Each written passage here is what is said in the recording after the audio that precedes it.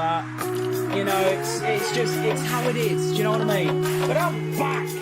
Let me turn that timer off because it hasn't actually started yet. So, let me quickly test if my mic audio is sounding good. I currently have the, as you can see, I've got this thing off because on my YouTube video it sounds a bit shit. But let me just see what it sounds like. Music real quick. So, this is what it sounds like with this on. It sounds alright. It sounds clear. It's nice. Now let's put this on. Now, it sounds exactly the same. So I'm actually going to leave this on. And if it sounds a bit muffly, let me know. I can turn it back off. So, I think we are ready. Let me turn the music all the way down. Put it onto that. And then we're going to turn off desktop audio and turn that down. Because I know some people aren't the biggest fan of the music, I just think it's nice to have it in the background. So, F1 in Japan. Thank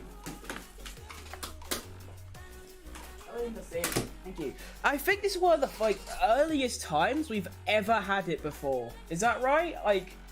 It's round 4 of the championship and we are already here in Japan. This new studio that Sky Sports F1 have adopted, I think is horrid. It was sort of nice that they were always at the track, and you sort of knew that they were there, like they are there, like now live. Do you know what I mean? We ain't really got that now, so that's a bit of an L.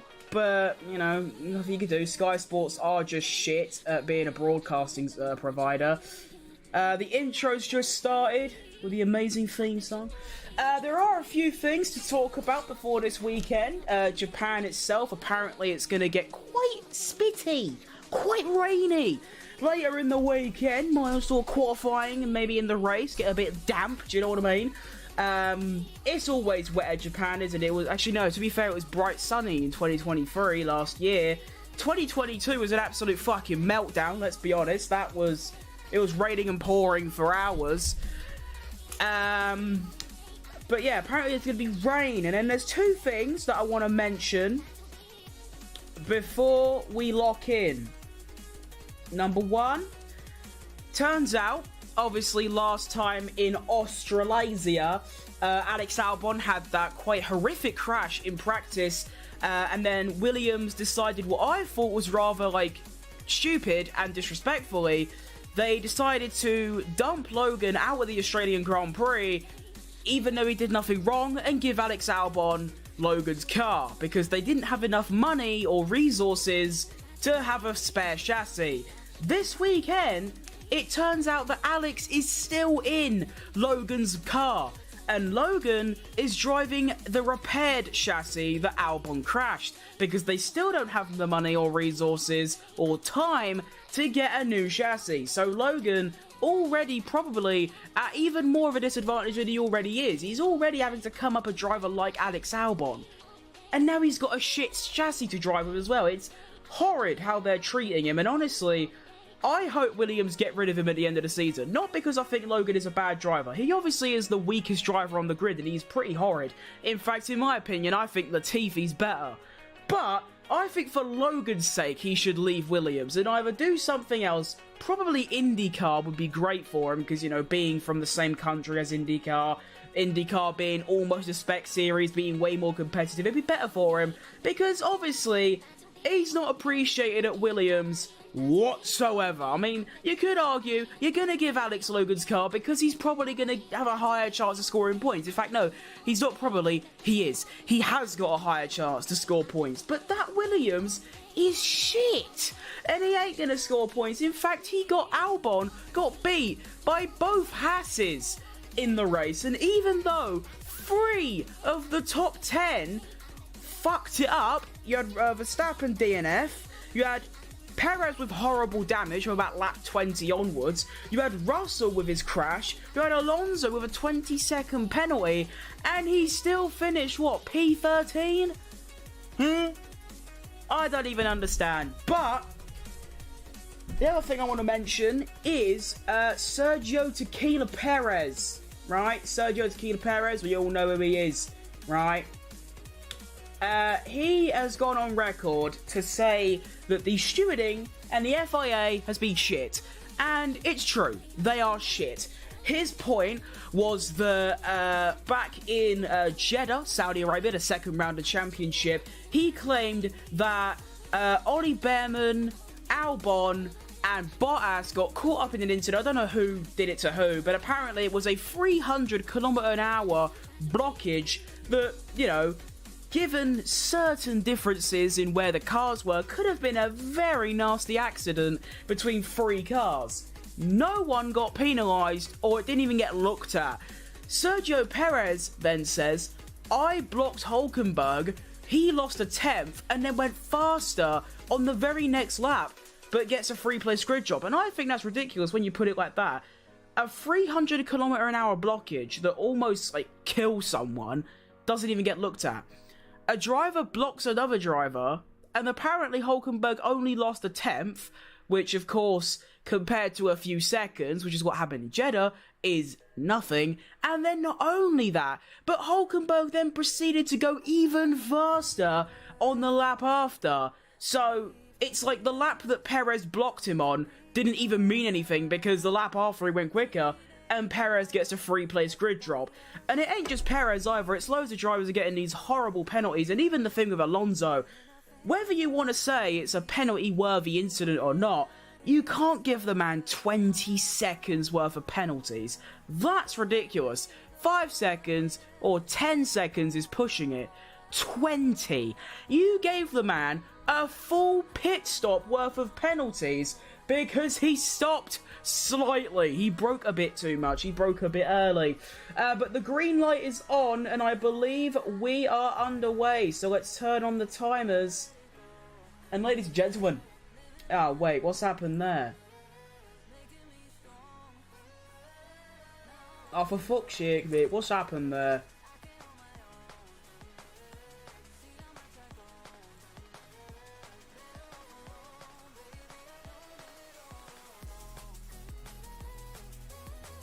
Right, so the issue that I've just had is, well, my very good and useful timer thing that usually works has decided that it ain't going to reset the timer anymore. So let's do that.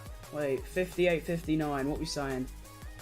Okay, give another 10 seconds. Right, but we are underway, and one thing I've just completely forgot is to get the live timing up, which is what I do every single session. I get the live timing up. So let's bosh that up on the screen. 58, what's this say? Yeah, you know what, fuck it, it's close enough. Right. Yeah, I can't believe I forgot to get the live timing up. That is a bit dumb of me. It's usually, it's like, oh, what do you mean sign in? Oh, don't tell, oh, for fuck's sake. This would be really annoying. Okay, no, we're good. I was going to say, I had a password leak ages ago. Well, I say ages ago, a few days ago. All of my passwords were, like, apparently caught in a data leak and at risk of being found. And, I had to change them all, and I thought maybe my F1 account had just been hacked out to sign in again. But no, we're here, we're locked, we're ready. Let's go. So, driver tracker. It feels weird doing this. It's been 2 weeks. And it's been, obviously, it's been over a week since I last did anything to do with YouTube. So I'm a bit rusty. Do you know what I mean? But don't worry, I'm locked. So, we currently have 17 drivers out on track. The only drivers that aren't out at the moment is the Williams and Nico Hulkenberg. Everyone else, oh, they're getting out. They're getting them early laps in. Do you know what I mean? They're getting involved early. On a replay, we already have a McLaren with a bit of a dodgy exit. Ocon says dangerous, that McLaren coming out the garage. Not really, mate. I mean, the pit lane is quite wide, but Esteban Ocon is actively steering left and right throughout the pit lane, so shut the fuck up. It's been 2 minutes. Do you know what I mean? Like, fuck off. Of course, we're going to be looking at Yuki Tsunoda this weekend, home hero, and his teammate Daniel Ricciardo, because he says he's a bit fucking confused yeah, he's confused as to why he's not very fast. In fact, he's shit. He's still trying to figure that out and wonder why that's happening. And one thing that I've completely forgot to mention, that I also completely forgot about, is speaking of Ricardo, he isn't even here. For this session, FP1, he's being replaced by Formula 2 driver Ayumu Iwasa. I can never say his first name. I'm sorry to any Japanese people, or just people in general, that I keep butchering that pronunciation. Or maybe I'm saying it right, I got no fucking clue. Iwasa, obviously a hero on this channel, as he was featured in my F1 simulation video where he won a race for Williams. He's currently obviously in the RB car, and I believe he's the only rookie here. And isn't he Japanese as well? Or have I just completely misidentified this geezer's home? Okay, no, he is Japanese. Thank fuck. That could have been scary. We don't want that, do we? Anyway, so, fastest lap so far, Nando Loris. Interesting to see how McLaren get on this weekend. Very strong in Australia. Very strong. In fact, they were almost matching the Ferraris, who were the clear fastest that weekend. McLaren were cooking. Norris currently fastest with a 1 minute 32.7.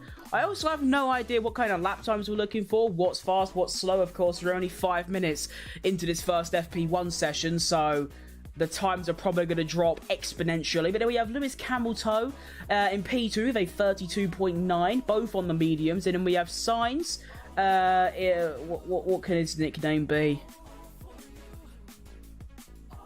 Chile. Fuck it. Go on, Chile.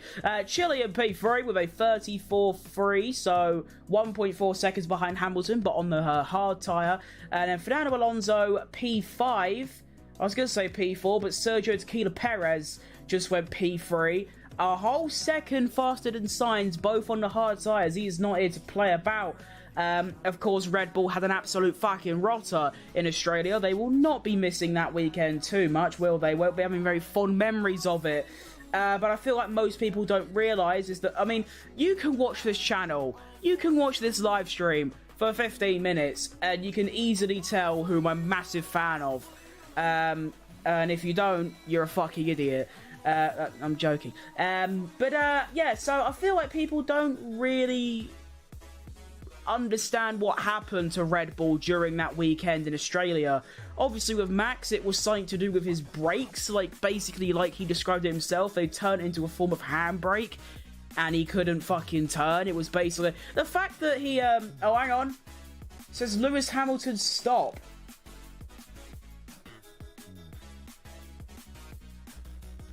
I'm pretty sure he's just come in the pits, no? There's no yellow and there's no red, and he's... I'm fairly certain Hamilton's just come into the pits, but they've put stop. And obviously stop... Stop... means, stop on the F1 live timing. Hang on, sorry, just looking at a replay. Anyway, yeah, so Hamilton saying stop. Oh, he was stopped. He actively was stopped, but as you know, the live timing said stopped. But Alpine impeding a little bit there on Sainz. That's probably why his lap was so wank. But yeah, sorry. So yeah, Hamilton, it said stop, which means that he is actually on track stopped, not in the pits. I don't know if he was actually stopped or if it was just a bug with the live timing, but he's back underway now, and he's actually staying out, and he's going for a hot lap. But yeah, back to what I was saying about Red Bull is, what happened to all the other content you made? What do you mean? You mean all the other content? Like my really, really old stuff? Like the other games I used to play? But anyway, Red Bull, Max's brakes blew up, Perez had damage from about lap 20, was when he overtook Alonso. That's why he couldn't pull away. I was questioning during that live stream, that watch along, why can't Perez pull away from Alonso? It's because he had extreme damage. According to Christian Horner, lost about 40% of his downforce. That's fucked. Not only are you going to be really slow, but your tyre deg is going to be gone in seconds. Carlos Sainz has just gone fastest, a 32.6 on the hards. Yeah, the other games like Overwatch. So on the live stream part, my Overwatch streams and that, I got rid of them because I got not copyright strikes. I got community guidelines struck on them because of what people were saying in the game chat, you know, like the text chat. And my videos in general, I basically got rid of everything that wasn't F1 related because it was actively murdering my channel. Because YouTube was trying to work out what my channel was. And that's also why I got rid of loads of my live streams as well. YouTube doesn't know what my channel is. So I got rid of them all. So now YouTube looks at my channel and goes, oh, he does F1, he does. Not, oh, he's doing Overwatch. Oh, he's playing Rocket League. Oh, wait, and it gets confused. But, yeah. That's where they've gone. They're unlisted, so they're still viewable with a link. But they're gone. And they're gone for good. Anyway. Back on the live timing. What the fuck?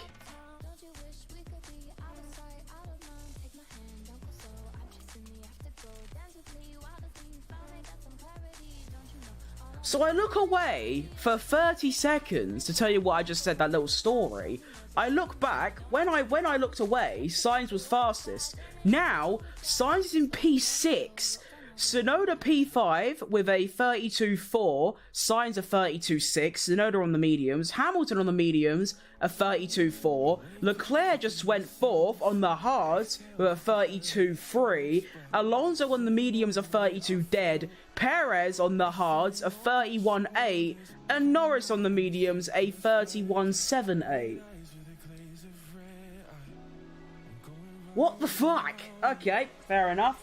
Let's have some coffee, because I need it. I wish they didn't put, like, the way they've scheduled this calendar, I can understand. Oh, hang on. Now it says Norris has stopped. And now he's going again. I think the live timing's getting a bit confused. I think drivers are slowing down to let people by, and it's getting confused. But, the way they've done this calendar is a lot nicer. It's a lot more streamlined. They've done it a lot more continent to continent. I mean, last year they were going from like Middle East to Europe to America to Europe to America to Asia to Australia to Europe to America. It's dumb. Whereas now it seems to be they've done Middle East. They're now knocking out Asia. They're going to go to Europe, then America. It's a lot nicer. However, what I don't like is the fact that you had Australia, which was at 1:30 in the morning where I am, and finished at about 6 or 7 in the morning where I am. Japan now, it started at 3:30, and I'm going to be on because for some reason there might be some other racing. It might be Super Formula. I'm not too sure, but after this there is a 2.5 hour break between the end of FP1 and FP2. So FP1 will end at 4:30 AM UK time, and practice 2 doesn't start until 7, which is fucked. So it means basically I'm going to be on until about 8:15 in the morning, and then so basically 5.5 hours because I get on at 2:15. Not 2:15, 3:15. I'm an idiot. It's 5 hours basically, and then it's the exact same times tomorrow, 3:30 and 7. And then the race is at 6. So on the Saturday, or well, Sunday morning, I'm actually going to be live not only from whenever to 8, but also further on because the race is, yeah, it's fucked. But also, next race is in China. And that is the exact same as Japan, maybe an hour or two later. So the race in China is at 8 AM. And then all the practice, it's fucked. But hopefully I can survive, and then after this it gets a lot more streamlined, a lot more European friendly, and we do take a lot of that for granted, that pretty much every single race apart from the Japan, the China and the Australia are very suited to like people in the UK, people in like just the west of Europe. But yeah, it is annoying. If to be fair, if I wasn't streaming, I would fuck it off. Like, I'll just leave. I wouldn't be here right now. I'll just go to bed.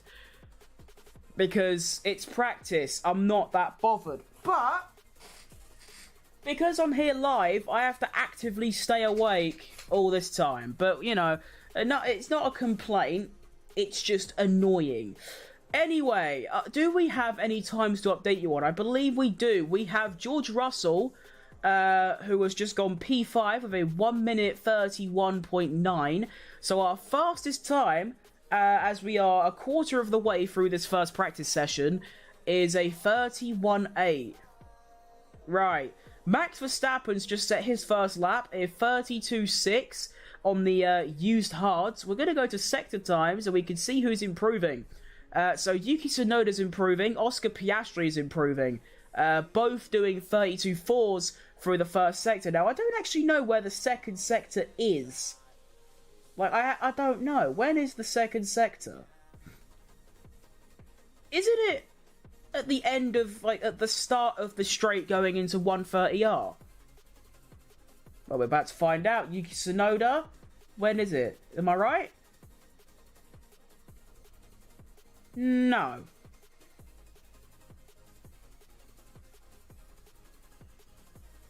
Oh, wait, but Piastri just... Wait, the second sector is until the end of the straight. That's a bit dumb. Anyway, Tsunoda, improves to a 32.3, sorry. Doesn't improve his position. Piastri improves, but doesn't improve his position either. And now Sergio Tequila Perez is improving, and he's given up. He had a good first sector, a 32.3, and gave up. Sainz, a 32.35 through the first sector. Valtteri Bottas improving. Alonso, a 32 dead through the first sector on the medium tyres.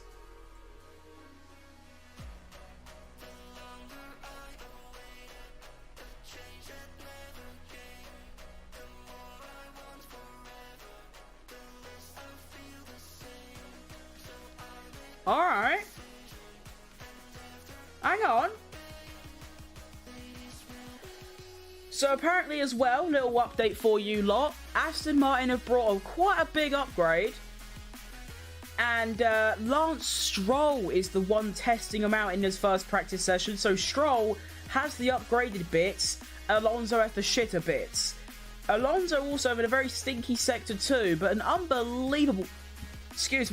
Unbelievable sector 1. Valtteri Bottas goes P15 of, I believe, 18 cars. Alonso goes second fastest on the mediums. Only a couple hundredths, maybe a couple thousandths off Lando Norris's time. Perez going for a lap, but isn't improving. Lost 3 tenths through the first sector. I believe he was held up by Russell quite a bit. That is going to be a big issue, though. Traffic problems through that first sector, because there's barely enough room on that track for 2 cars, let alone one going way slower than the other. So I think through quali, we're going to see a lot of impeding through that first sector, and I'm not really looking forward to it. Verstappen improving, does a 32.38 through the first sector, which is about a 10th or 2 down on his teammate. You can only imagine that this is just the beginning, and then Verstappen's going to go and fastest by about 3 seconds. Before anyone asks, I am genuinely expecting Red Bull to be back to basics, back to normal, and absolutely dominate this race. Sergio Perez, by the way, shit sector 1, shambolic sector 2, fastest sector 3. Alright. Wonder what he's cooking up today. What's it saying? Oh, yeah, but I just think Red Bull are going to be back to normal, and they're going to win by about 30 seconds. I feel like that Australian Grand Prix, mechanically, was a one-off. On pace, though, you have to say Ferrari were a quicker car that weekend, so maybe not. Who knows? Verstappen goes 7th fastest, a 31.94 for the lad. Goes fastest in sector 3, a couple hundredths quicker than Checo. And I want to quickly say, I I pray, I am not religious, but I pray to whatever is out there, whether it's a fucking dog, a BMW X5, or God himself, I don't know, but I pray to whoever that Charles Leclerc wins this race, because he is running, I believe, he is running a special helmet dedicated to Jules Bianchi, who, of course, 10 years ago tragically died at this very track. Horrible incident. One of the most brilliant young talents, to be fair. Fuck me. He was nodded for a Ferrari seat, for fuck's sake. Then, of course, that happened, and Leclerc is running a special helmet for him, as it has been a decade. So if anyone is going to win this race, I'd rather him win this than Monaco, than Monza. I'd rather him win this race than win a title, because it'd be so fucking special. You know, Ferrari were quicker in Australia. This track is not really similar. It has got a lot of fast, high-speed corners, which Ferrari were kind of good at. Although we still don't really know where the Ferrari is. Is it strong? I mean, we know the McLaren is unbelievable in the high speed. That's why I think Lando is going to do quite well this weekend, and McLaren in general. Because they're very good at the high speed, and obviously that Sector 1 is 100% purebred high speed. But of course there is also 2 fucking ginormous straights. So, I don't know. Valtteri Bottas improves to P12, and we are officially a third of the way through this session. So it's time to do a leaderboard update. And we begin with Lando Norris with a 31.78 in P1. Fernando Alonso, I said he was a couple thousandth behind. He actually set the exact same lap time as Lando Norris with a 31.781. Then we have Sergio Perez, a 31.8, only 32 milliseconds away from Lando Norris. George Russell with P4, a 31.8, only 44 milliseconds away from Lando Norris. And then we have Charles Leclerc, a 31.9. What the fuck is going on? Leclerc and Sainz have set the exact same lap as well. Has that ever happened before? There's 4 drivers, and they've, like, both done the same lap times. The exact same lap times. Anyway, Max Verstappen, currently in P7, with a 31.9. Lewis Hamilton, the first driver to go to the 132s. And then we have Tsunoda with a 32.3. Joe, a 32.6. Piastri, a 32.8. Bottas, a 32.9. Very close to a 33. Gasly a 33.1, Ocon a 33.1, Sargent a 33.2, Hulkenberg a 33.3, Magnussen a 33.7, Iwasa, his first practice session, don't knock him, a 34.6, and then we have Stroll and Albon, who haven't set a lap time yet. Cold! There it is. On track as well, we only have 4 cars. We have both the RBs, Tsunoda and Iwasa. Nice little Japanese duo there. That was weird. Valtteri Bottas and Max Verstappen are your current drivers in the pits. As I say that, out the pits I mean. Max Verstappen. I told you he was building up. Max Verstappen goes fastest with a 31.4 on the hard tyre. Goes 3/10 quicker than Lando Norris. Fucking hell! How's he done that? It's unbelievable! Do you know what I mean? How the fuck's he done that? We just don't know! How the fuck's he done that? I don't fucking believe it! Fucking hell! Pierre Gasly's also just popped out to say hello.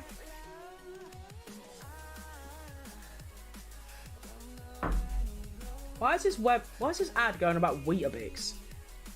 It's a Weetabix advert, that's probably why, huh? That makes sense.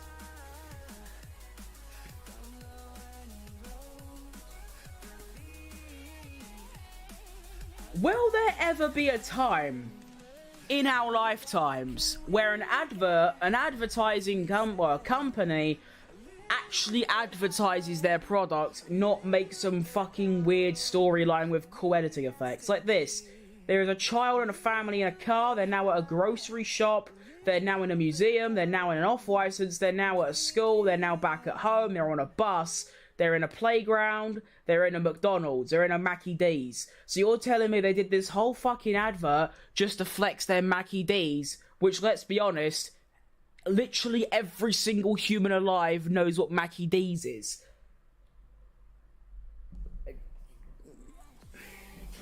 Fuck knows. Now we're watching a advert. Fuck me, what have they done to Verstappen there? There's an advert just showing what's on Sky Sports, and Verstappen's like proper cross-eyed. He's like, that's not a good look. They need to change that. Anyway, we're back. No lap time updates. Lance Stroll and Alex Albon are finally out. This is I don't think it's their first laps. They have been out for a little while. Albon has done a lap with a 2 minutes 58, which you gotta be honest, a 2 minute 58. That's basically pole position when you think about it. That is a cold lap time. Well done, Mr. Alex Albono. Well done.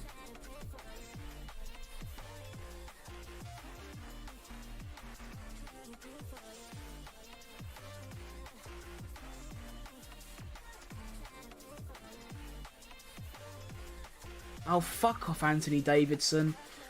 Liam Lawson, he got straight in that AlphaTauri/RB, and he was immediately flat out, taking risks on every single corner, really pushing the limits of that car. And here we can see Iwasa, he's building more up to it. He's being more respectful of the machinery. What the fuck does that mean? When I get in a Mazda MX-5, I don't think to myself, I gotta respect the machinery, I can't go flat out straight away. No, put the fucking foot to the floor and get round. Do you know what I mean? Like, fuck off. You gotta respect the machinery. What does that even mean? I ain't going on the F1 game tomorrow to film a video, and I can't push flat out round wherever the fuck because I need to respect the machinery. Christ knows. Anyway, 34 minutes left. We are almost halfway through this primary starter. Functioning, authentic, brilliant FP1 here at Suzuka in Japan. And, well, there's only 4 cars out on track and they're all irrelevant. So I think it's important to talk about something else. And don't worry, it's definitely to do with F1. Lewis Hamilton went on record in Media Day yesterday that he thinks that Sebastian Vettel is actually a good option for Mercedes in 2025. Now, I'm a bit puzzled by that statement because let's just break it down. He's 36. He's not driven for over 2 years in F1. He's said himself that he doesn't want to come back. And he's 36, like I said. Now, of course, Hamilton's 36, Alonso's 41. But 36, and you retired at 34, you come back into the sport at 37 at a top team. Well, Mercedes ain't really a top team. They're currently 4th or 5th fastest. But you got to think, you think of the biggest teams in F1, it's Red Bull, Ferrari, McLaren, Aston Martin, isn't it? No, not Aston Martin, sorry. It's Mercedes, Ferrari, McLaren, Red Bull. Those are the big teams. A bit like the Premier League. You know, Manchester United are a big team. Chelsea are a big team. But they're both shit. Although after that game last night, what the fuck? I don't even know what that was. But yeah. But then, like I said about a minute ago, Vettel said that when he first retired, he doesn't want to come back. He has got a wife, he's got kids, and he wants to focus on that. Because obviously when you do a Formula 1 season, you barely get to see your family because you're spending most of the time on planes and in debriefing rooms. But he then said today he isn't ruling out a return if the package is right. What does that mean though? Because obviously he's going to come back if he gets offered a Red Bull seat or a Ferrari seat, but he ain't. What is his standards? If he says the package is right, does he mean an Aston? Does he mean, you know, a Mercedes? Does he mean an RB? A driver like Vettel ain't going to go to a team like... He ain't going to go to an RB. He ain't going to go to an Aston. Not an Aston, sorry. He ain't going to go to a Stake. He ain't going to go to Alpine. He ain't going to Williams, and he ain't going to Haas. The only teams that I can see Vettel rejoining to would be a McLaren, a Ferrari, a Red Bull, a Mercedes, or an Aston. Then you look at the options. Aston, Lance Stroll's going to be there for another, like, fucking 15,000 years. And Alonso's probably going to be there for another 2 or 3 years, unless he gets a really good offer at one of the other teams that rival Aston Martin, being the others I listed, McLaren, Ferrari, Red Bull, whoever the fuck. Mercedes have one seat. If Vettel's going to get back in F1 and wants to get back in F1, that's his time. That Mercedes seat, there, go. Now, there are many drivers that Mercedes could go for to replace fucking Hamilton. There is that Antonelli, who I don't think is very good because he's only done about 3 or 2 F2 races. I'll make a decision at the end of the season if he's good enough. People saying that he should already be given a seat, fuck off. But I mean, what are their other options? There ain't really got one. Roman Grosjean, maybe. They still ain't done that test for him, have they? Well, hang on. Logan Sargent has stopped on track if he's crashed it. If he has crashed, I swear to fucking God. By the way, as well, we have got a couple soft tyre runners. We have Piastri, Gasly, Sargent and the Hasses, Norris, and Lewis Hamilton's just gone fastest. Logan Sargent on the track stopped, and we have a red flag. And oh no. If he's crashed, he can't compete because Williams they can't repair it. They ain't got the money. And we have to hope it's a mechanical failure, not a crash. If it's a crash, he's out for the rest of the weekend. If it's a mechanical DNF, he'll be alright because they can just put a new engine in, put a new lump in. But this is tense. This is tense. What's it going to be? Will we see a Williams with a write-off, or is it smoke? Here we go.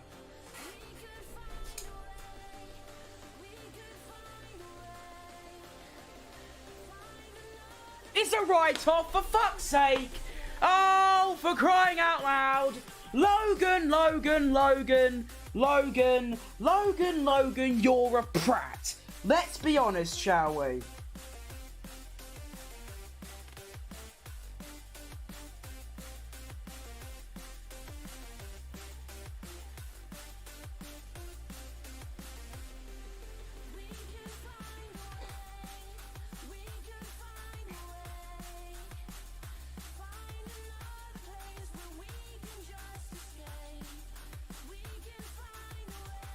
For fuck's sake, Logan! I was just trying to defend you as well. Fucking hell, mate. I was just trying to... I was defending him earlier, saying, like, the decision to, like, sack off Logan's car, give Albon Logan's car, and then give Logan this weekend a repaired chassis. What the fuck is wrong with you? Oh, okay, well, that is most likely Logan out for the rest of the weekend. Here's a replay of what happened. What the fuck is he doing? What is he doing? He's just driven on the grass.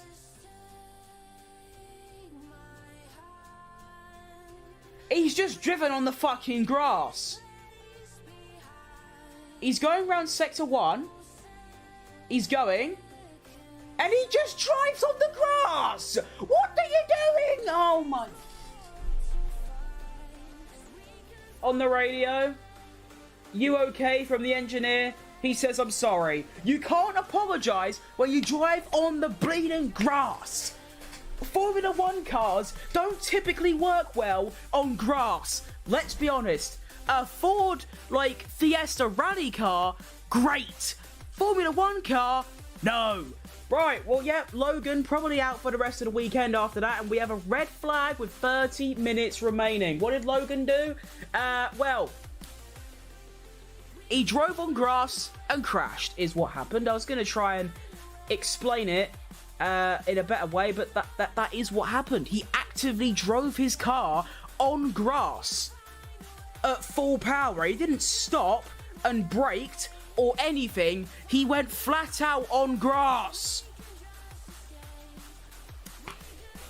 Fuck's sake. Luckily for Logan, I don't know, but the crash looked to have only affected a diddy bit of the chassis and the front wing. Of course, the front wing, they've got replacements for that. The chassis, though, yeah, it's not a nasty hit. I think they can probably repair it for the race. But on a weekend where Williams can't afford an accident because they haven't got the money or the resources or the time or the people to make spare parts, they're fucked, because now they've got to make more spares, which means they're going to have less money, time and resources to bring upgrades for the car. Unbelievable. Unfucking real. That is one of the most incredible things I've ever seen. You can't actively crash when you don't... You can't. Like, you can't do that. When you... Surely, James Vowles has actively said before this weekend, you can't spin off because it will be over for you and you won't race. And then he's gone and spun it and lost it and crashed. Speechless. I'm going to quickly get back to my Vettel conversation, though, saying about how he didn't rule out an F1 return. I was talking about the seats that are available. Like I said, Aston Martin, Stroll's going to be there forever. And Fernando Alonso is probably going to be there 1 or 2 more years, maybe 3 or 4 more years, unless he gets a really good offer from another team. And the only other teams he'll probably accept is the top 3 being Red Bull, Ferrari, and McLaren. Mercedes, they've got 1 seat available, and I think that is the only place Vettel will want to go and can go, but I don't know how he's going to prove to Mercedes he's still got it. He could try and do like a test. Maybe he could do the post-season test, because Fernando Alonso did that, didn't he, when he returned in 2021 that'll be, to see if he's still got it in him. Obviously, Red Bull, he ain't going to get a seat in Red Bull because he's 36. 37 by the time 2025 comes around.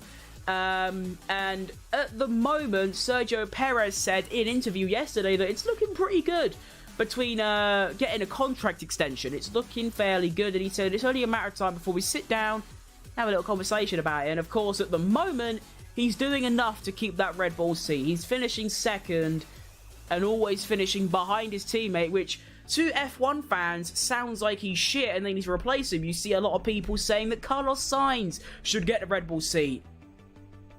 Why? Even if Carlos will get closer to Max, why would Red Bull want that?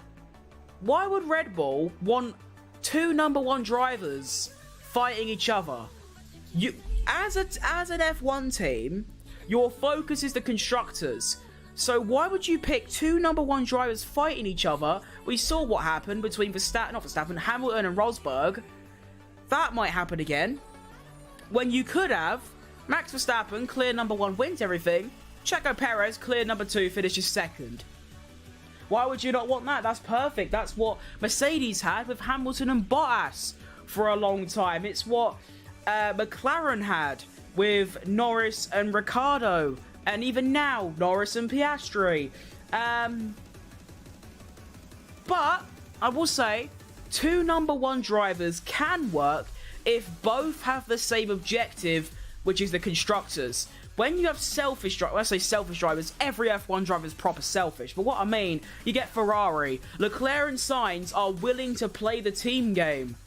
Not every time. We saw that in Silverstone 2022. But when they can and when they want to, when it's important, the Ferrari drivers will play a team game. And of course, that helps. And that means you can have 2 number 1s, but Carlos Sainz ain't going to be behind Verstappen, and he ain't going to play the team game, is he, when he's in the best car on the grid. So, Red Bull, not available for Vettel. Neither is Aston, and neither is Ferrari, because obviously Hamilton's going. So the only other team you got to look at is McLaren. You look at McLaren. Norris has a contract until the end of 25, which is, of course, 1 year after Mercedes would have already found a replacement, and Piastri, I believe, is contracted for a very long time as well. So I believe, in Vettel's case, the only possible option that Vettel has is to somehow get a CV that looks good enough to Mercedes to get a Mercedes seat. And if he can't get that, he will have to settle for either a Haas or an Alpine. And he ain't going to do that because what's the fucking point? He's only going to come back if he's competitive. But anyway, since there's a red flag, we might as well continue on the topic of contracts and driver moves. And I might as well go through all 10 teams and say who I think will be where come 2025. So at the end of this year, the start of next year. Okay? So, I think Mercedes, I believe, and I'm not fucking about, I don't know. Obviously Russell, but I don't know who else. I'm not saying Antonelli, because I don't think he's good enough yet.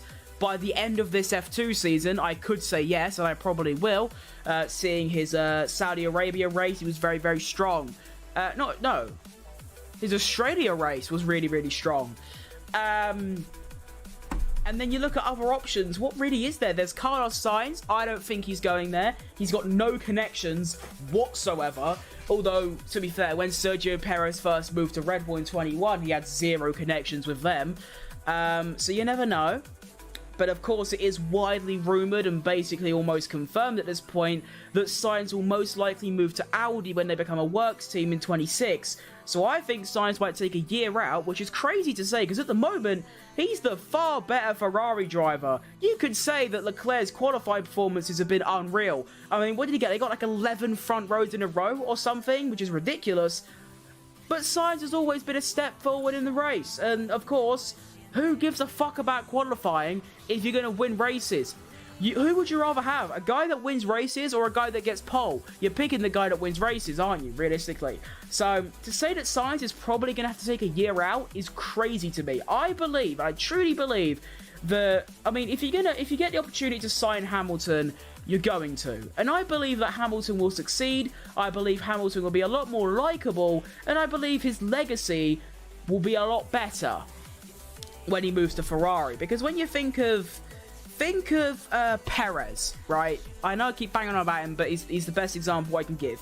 You think of all of the years he's been in F1 now, since 2011. He's had an unbelievable career throughout, you know, being at Sauber, Force India, Racing Point, that 2020 season, unreal.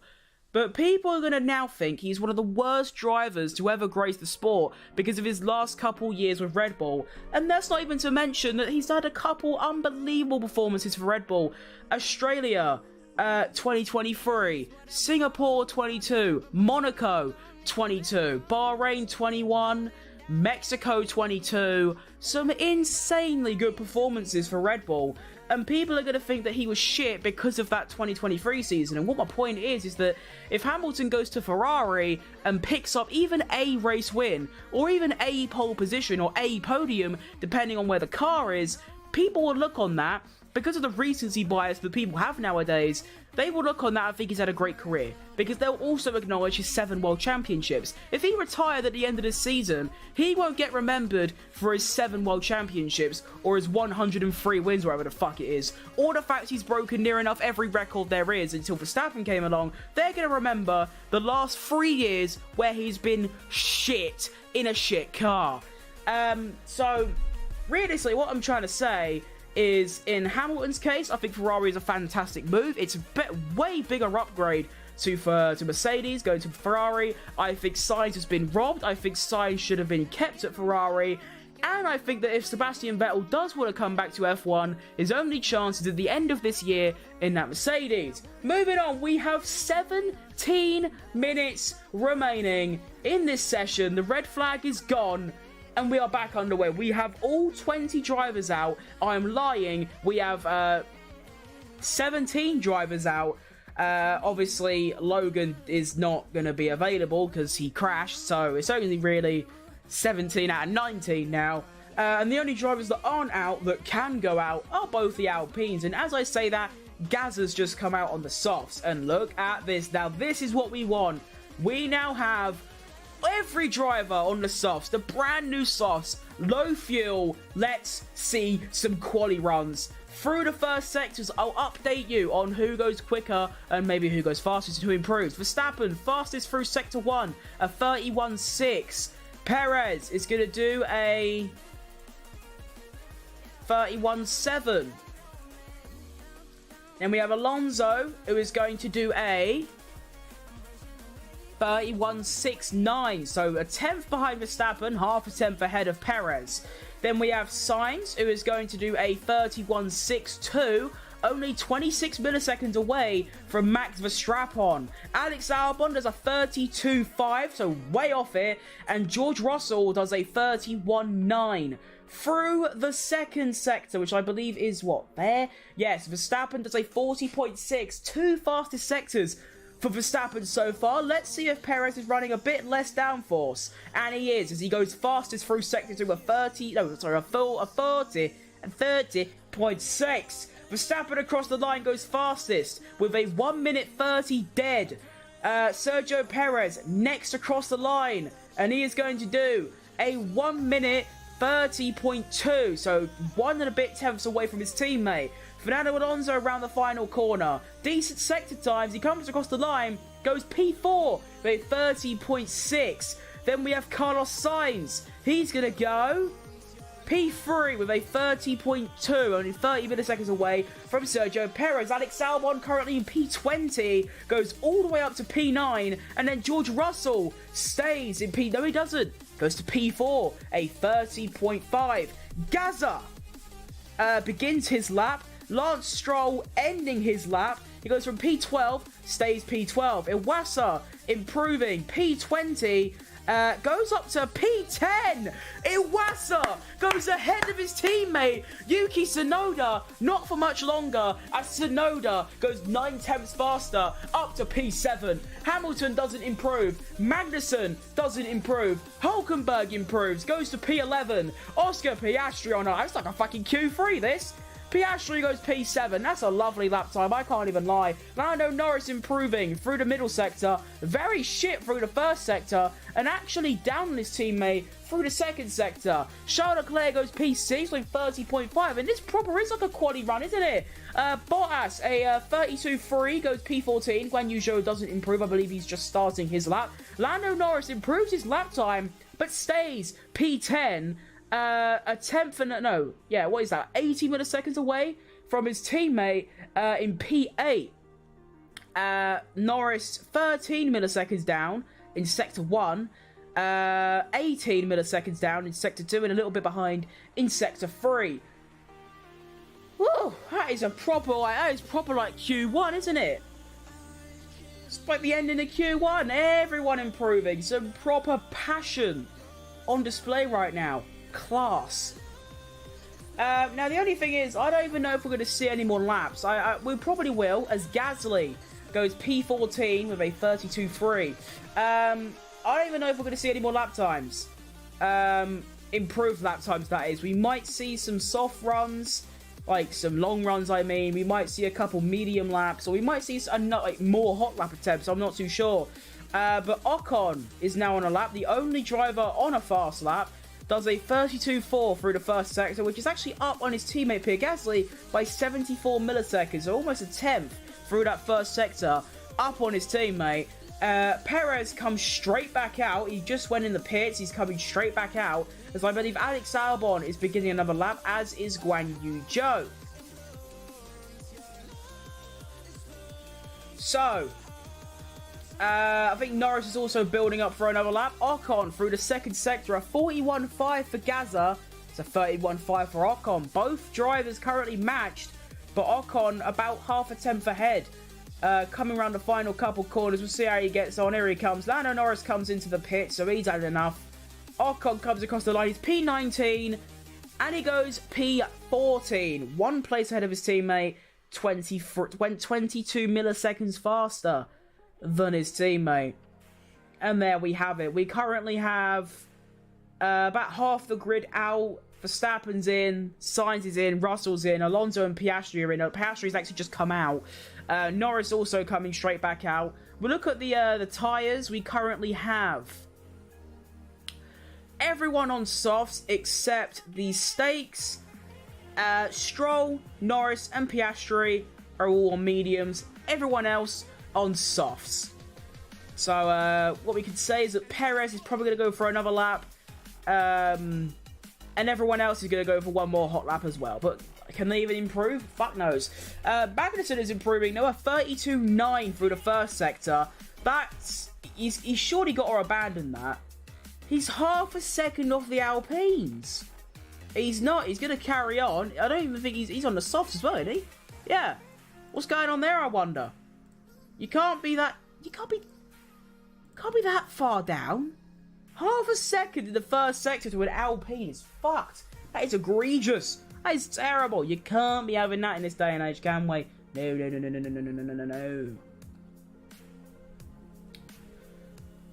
Magnussen then doesn't improve through the second sector. Bottas does improve through the second sector, but has a shit first sector, so I don't even know if Bottas is going to move up any positions. Magnussen comes across the line. It's currently P19.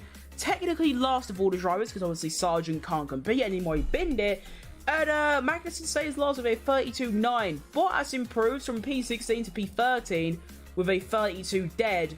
And now we are seeing a lot more cars begin some hot laps. And we can go to the sector time and see if anyone improves. I'll be quite shocked if anyone does, because we're obviously got a bit less fuel, but old tyres. So, who knows? Let's find out. Sergio Perez through the first sector. He's going to do a 31.8, which is about half a second away from his best sector time through there. So, no. Basically, no. Guan Yu Zhou improving through the first sector does a 32.6. And we have just under 10 minutes remaining. Look at that. Incredible scenes. We are almost done with this first practice, and then we have a 2.5 hour break. There has to be like super formula going on in between, because there's no way I gotta wait 2.5 hours until the next fucking session, which of course I'll be there for. Yuki Tsunoda improving through the first sector is a 32.1. I approve of that. That's class. That's a really good sector time from Tsunoda. Only 3 tenths away from the Red Bull of Perez, but of course Perez, that was actually a shit sector by him. You really want to, for the Red Bulls and the Ferraris, you really want to be looking in the low 31s through the first sector. Maybe a high 30 with high downforce. Perez, I believe, abandoned his lap. No, he didn't abandon his lap. He just didn't improve on his lap. If he's doing... Wait, if Perez is doing a long run, I'll be stunned, because he's fucking... That is a rapid lap time. A 30.7... Is that what he just done, or is that... Yeah, a 30.7 on used softs on a long run is impressive as fuck. Now we'll see. Tsunoda across the line, currently P9. Rhythm. And he stays P9 with some shambolic Sector 2 and 3. Fucking hell. That is horrible from Tsunoda through the second and third sectors. Absolutely horrific.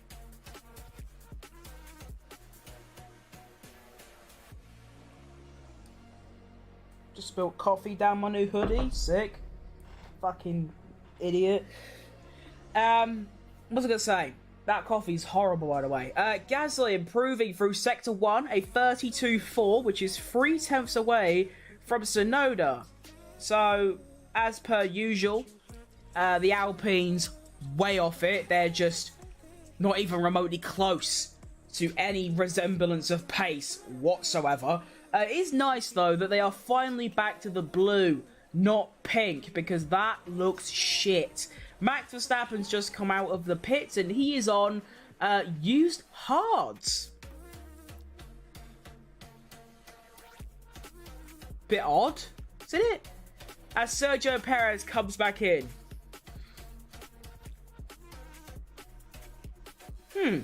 That's strange. I wonder why he's come out on the hards with only 7 minutes remaining. Maybe just testing some new setup items, I'm not too sure. I believe now, maybe, as Ocon improves through the first sector as well, a 32-3, a 10th up on his teammate through there. I believe the McLarens are now starting some hot laps. We can see how they get on. Now, like I said earlier, I believe McLaren have a very strong weekend. They're not really doing me good so far, though. Norris through the first sector. And it isn't an improvement. It's a 33-2. About a second away from what they should be doing. Yeesh, that is rough. Fuck me. Oh, wait. Don't worry, we're all good. They're on the medium tyre. I forgot about that. Being about 6/10 off, that's fine. Ocon through the second sector. Does he improve? Yes, he does. Will he go above his teammate? Yes. Currently P16, comes across the line, and he moves up to P11 and goes into the 1-minute 31s. Only by 65 milliseconds, but he is there. Leclerc stopped at the end of the pit lane. Off he goes. Now we have, I believe, 15 cars out. Of course, Sargent's fully out. When I said out, I meant like out of the pit. Sargent obviously fully out of the session after binning it at turn 7. Actually, no. Turn 7. Goes around turn 7 at the end of the S-bends. Goes up the, the fast left at the end of the first sector. Drives onto the grass. Doesn't stop. Doesn't slow down. Doesn't go off throttle. Doesn't brake. Continues going flat out. And of course, like I said, Formula 1 cars don't really work well on grass. And he lost it. Went round. Smashed the wall. A potentially weekend-ending crash for Sargent because, like we saw, Williams don't have a spare chassis. He's using the repaired chassis that Albon crashed in Australia, and there's a decent chance he might not even compete again for the rest of the weekend. There is a very high probability of that, but we'll have to wait and see when we see an update from the Williams team. I still can't believe he's crashed because surely James Vowles has told his drivers, you can't crash this weekend, or you can't have incidents. We don't have the stuff to replace. Like, we don't have anything to replace. Do you know what I mean? So, I don't know. It's a very tricky one. But we will wait and see if Logan could even compete. But, well, we have 4 minutes remaining. You could basically say it's over now. Everyone's on shit tyres. No one's going to improve. Unless they do, like, a full overtake, low fuel, brand new soft lap. Which I don't think we're going to see, if I'm honest. But what is there to say? Well, Lance Stroll down in P17. You can't really... That's not representative at all because he's currently got aero rakes on. If you don't know, Aston Martin have brought quite a big side pod upgrade to their car this weekend, and they've decided to give Lance Stroll the upgrades, and then they've put aero rakes on it to obviously test if they work. So he ain't going to be able to set any lap times at all because he's got massive bits of fucking metal on his car. And there ain't really much else of note. It's still roughly the same at the top. It's currently Red Bull, Ferrari, Mercedes, Alonso, McLaren. You can't really include Lance Stroll in any team debate. It's just Fernando Alonso. I'm interested to see if the McLarens can pick it up. By the way, I'd just like to point out, this could be one of the most horribly aged moments of all time. Lance Stroll has just almost gone fastest through Sector 1. There's a 32 dead. Oh, after just saying that, and he's abandoned his lap. I live! Yeah, I survived the horribly aged moment. But yeah, I mean, I wonder if McLaren can recover. I mean, being P8 and P10, they only did one soft lap, but that's pretty shit from them. They're now doing medium runs, and Piastri currently faster than Lando by a couple tenths a lap. I believe Perez is, Perez, Tsunoda, Albon, and Joe have all finished their sessions. There's only 2 minutes remaining, and they're in the pit still, so they're all done. Bottas has just come in, so he's done. Fernando Alonso, he's staying out. He's going for one more lap just for shits and giggles. Albon's just come out, by the way. I don't even know if he's going to be able to get round in time. This might be a complete waste of time unless... Oh, wait, no. They just come out to do practice starts at the end, don't they? Yes, that's, of course, a thing.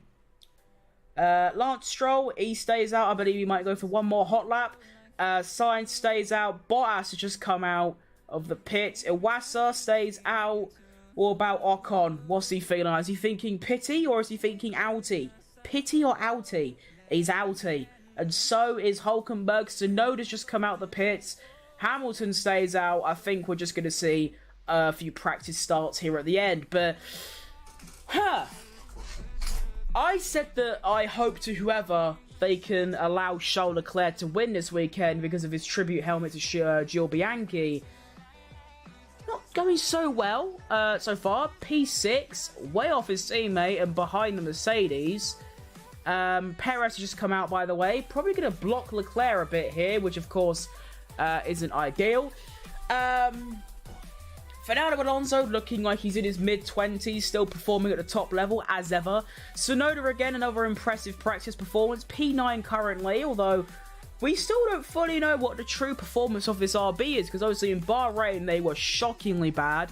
They were pretty shit in Saudi Arabia as well, but Australia, Tsunoda and the car looked brilliant. Even in Ricciardo, he was slow, but he was still getting up there and almost scored points when his lap time in qualifying got deleted for track limits. So what is the performance of this car? It seems very track dependent, much like the McLaren in 2021. Certain tracks it was just really good. Monza, Sochi, France, you know, Mexico. And there it is. The checkered is at. There's the checker. I don't even know your wave a flag. It's like that, isn't it? There's the checker. The first practice session of this Japanese Grand Prix weekend is donezo. There it is. And now, your final finishing order. What is that? Why is it such a message? Fuck off. Fuck off. Your final finishing order for this Australian... No, Japanese Grand Prix Practice 1 is as follows. Max Verstappen, P1, with a 30 dead. No one has gone into the 1 minute 29s yet, although be assured we will definitely see some 29s. Maybe in practice 2, definitely in practice 3. P2, we have Sergio Perez, a Red Bull 1-2, with a 30.237, 18 hundredths away from his teammate. That's plus 0.181. And then we have Carlos Sainz in P3 with a 1 minute 30.269. Then we have George Russell in P4 with a 1 minute 30.53. Hamilton with a 30.54. Leclerc a 30.55. And Alonso a 30.59. That is your top 7 who are all in the 1 minute 30s. Then we have quite a large gap, 6 tenths back to P8 Oscar Pastry with a 31.16. And then we have Tsunoda with a 31.23, Norris a 31.24, Ocon a 31.93, and Albon a 31.94, and Hulkenberg a 31.95. So we've got 9.3, 9.4, and 9.5. Those are all your drivers in the 1 minute 31s. And then we have Bottas a 32.05, Stroll a 32.05, Iwasa on his F1 debut in practice to fulfill that weird junior driver thing that each team has to do at its home Grand Prix. There's a 32.10, above a couple cars, decent outing for him. And then we have Gasly with a 32.27, Guan Yu Zhou with a 32.63, and Kevin Magnussen with a 32.8, and of course, Logan Sargent, who crashed with a best lap time of a 33.2 dead. Now we see a couple practice starts, and of course, what I just failed to mention was that I was going to say Iwasa's done pretty well on his F1 debut. He's a second off his teammate, but then you got to think Ollie Behrman came in, only had one practice session and was immediately on it. So, I don't know. It's weird with rookies. Some of them are really good instantly, some of them build up to it, some of them are just shit. I think a WAT is one of those that they have to take maybe a whole weekend or two to fully build up to it, but I think your clear running order after practice 1 is probably Red Bull, Ferrari, Mercedes, Alonso, or well, let's just say Aston, McLaren, RB, and then it's a bit tricky in those other teams because we have an Alpine, and then a Williams, and then a Haas, and then a Stake. And then their teammates are all jumbled up as well, so there's no real clear-cut performance gap between them cars. They might just all be the same, but once again, we see a lot of close gaps. There is only 30 milliseconds between P2 Perez and P3 Sainz. There is only 13 milliseconds between P4 Russell and P5 Hamilton, and then only about 15 milliseconds back is P6 Leclerc, and then 40 milliseconds back is P7 Alonso. And then, of course, we have Tsunoda and Norris split by 10 milliseconds. We have Ocon, Albon, and Hulkenberg split by 20 milliseconds. Bottas and Stroll split by 1 millisecond. So it's still very, very close. But of course, that gap between P7 and P8, 6/10 of a second through there. Not as close as it usually is, of course, in Australia, and this sort of running trend that we have seen. There has been about a second, maybe 1.2 seconds between all 20 drivers. This weekend, however, in practice 1, there was 3.1 seconds. Without Logan Sargent, 2.7 seconds between first and P19. But that's all from me for practice 1 here in Japan. I'll be back at 6:50 a.m. BST UK time for practice 2. I don't know why it's a 2.5 hour gap. It's ridiculous. That will be in 2 hours and 15 minutes from now. Okay, 2 hours and 15 minutes from now, I'll be back for practice 2. It's another big all-nighter for your boy, Footballers Criminals III. And what I will say, I want to say a couple things before I go. And I should probably save this until the end of the weekend. But I want to say a couple things. Number one, if you're not in, this is more, what I'm about to say is to do with the channel, the future of the channel, and some other stuff. If you don't give a fuck, you can leave now, because I'm done with the F1 Reddit stuff. So thanks for watching, if you're only here for the F1 stuff. But if you want to hear about some channel updates, here we go. Obviously, I took a 1 week break from videos and live streams and basically everything to do with content except a couple shorts I uploaded which I had backlogged from the week before. The reason I've taken this small break, I'm back now. I've got a video coming out today, April the 5th at 2 p.m. It's a My Team Crewmo video. It's an absolute banger. The reason I took this break is because of my recent videos performances, and the fact that my second most recent video is actually the lowest viewed video I've ever uploaded in any channel I've ever done. Just for context, I've been uploading YouTube videos on loads of channels, tens of channels, since 2015, so 9 years I've been uploading YouTube videos. Obviously they've been horrid, 12-year-old, 10-year-old with a phone camera recording gameplay, that kind of thing. Even they got more views than 3, which is what my current video has. So if any of you right now could go on that video and just get it to 6 views, that's all I'm asking, just 6, so that it isn't my lowest video I've ever uploaded. And it's annoying because I made a community poll saying, do you want to see a series in which I do 100% races on F1 23? 10 people said yes, and 2 people said no. So obviously, I did it. And none of those 10 people watched it. So I'm puzzled. I might just cancel that series because it takes ages. Obviously, it's 1 hour and 40 to actually drive. I have to be energetic, confident, and not fuck up commentary for a whole hour and 40 minutes. And it takes like 2 hours, 3 hours to edit, and it's just long. So I might give up that series. But I feel like I'm back now. I feel like I can make videos again. I feel like the passion has returned. Do you know what I mean? I feel like the passion is back. You know, we will be there. Do you know what I mean? I'm still committed more than ever. I'll probably this is just a rough estimate, but I can guarantee that I will be at least uploading videos and streaming or whatever for at least the next year. Minimum. Maybe 2 years, maybe 3. Because realistically, YouTubers say and content creators say that it's for the passion. It's for the hobby, and making money out of it wasn't their primary objective. It's all bollocks. Every single person who gets into content creation, it isn't 100% because of passion or hobby. I started making videos on this channel because I felt like it and I was bored. And look where I am now. I've got 1.1k subs. I've got people watching the live streams. There are a few hundred people watching my videos. And there has been a very upward trend and growth. And it is still a lot of to do with the hobby. And I still wake up and do it because I want to and I like doing it. But of course, I do intend to, one way or another, make content creation, whether it's streaming, whether it's videos, whether it's shorts, into a paying job. Why? Because if I can't make content creation a job, I don't want to be at the age of 21, which I'll be in 3 years' time. I don't want to be 21 with no job, no ability to get a job because I've got no work experience or I've got like schooling or anything. I'll be fucked. So I sort of need to make it a job, which is why I can't take breaks. I need to grind.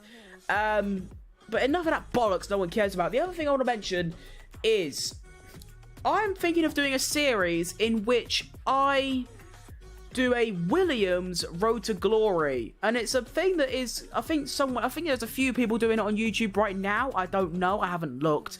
I remember I did a Has to Glory. Someone claimed I was copying their concept, but let's be honest, it isn't an entirely original concept, is it? Just doing a Road to Glory with a shit F1 team. But I chose Williams because I love Williams. It's one of my favourite teams on the grid. And that series should start pretty soon. And then I hopefully want to start uploading every other day, because I'm going to have 2 series. I'm going to have the My Team Career, the Williams Road to Glory, and then whatever random videos I come up with. Now, there is one more important thing to say before I end. I have got another channel called RL Crim. This is a Rocket League themed channel, if you don't know.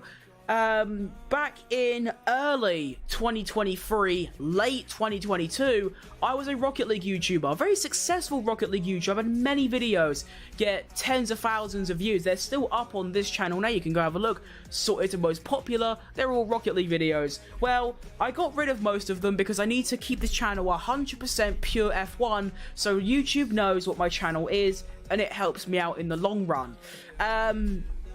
But I thought, I still love playing Rocket League with mates. I still love playing the game. I still enjoy making videos on it. So I will be returning to that channel, because basically what I did is I uploaded all of my old videos from a year ago onto that channel, and now I'm going to start not only uploading the rest of my old videos, but making new videos on that channel as well, probably once a week, maybe even once a month. It's basically whenever I feel like it, because that channel's got like 30 odd subscribers, and that's purely for fun. This channel, though, I have to think a bit more serious.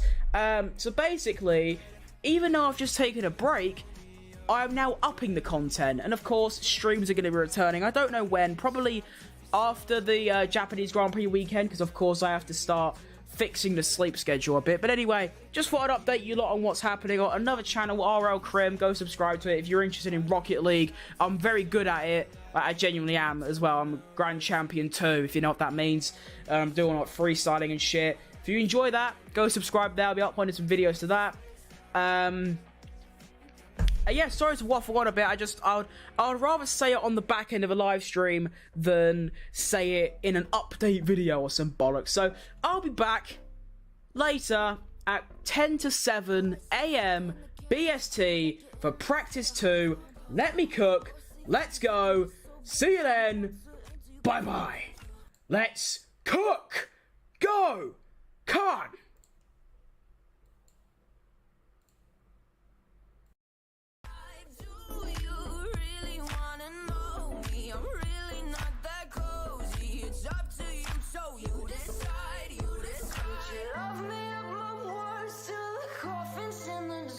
Try to break me like a curse, you know that will never work. I'm a little bit absurd. I like dancing on the verge. Anyone can love a pretty little mansion.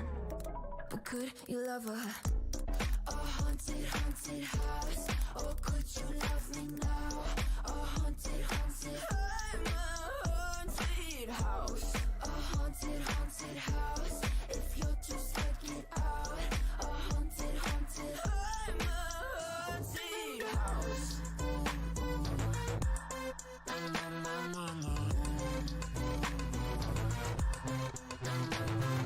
Broken windows and a warning scribbled on my wall saying that you better turn around. Wouldn't be the first to try to burn me down. Your move, you too. Would you love me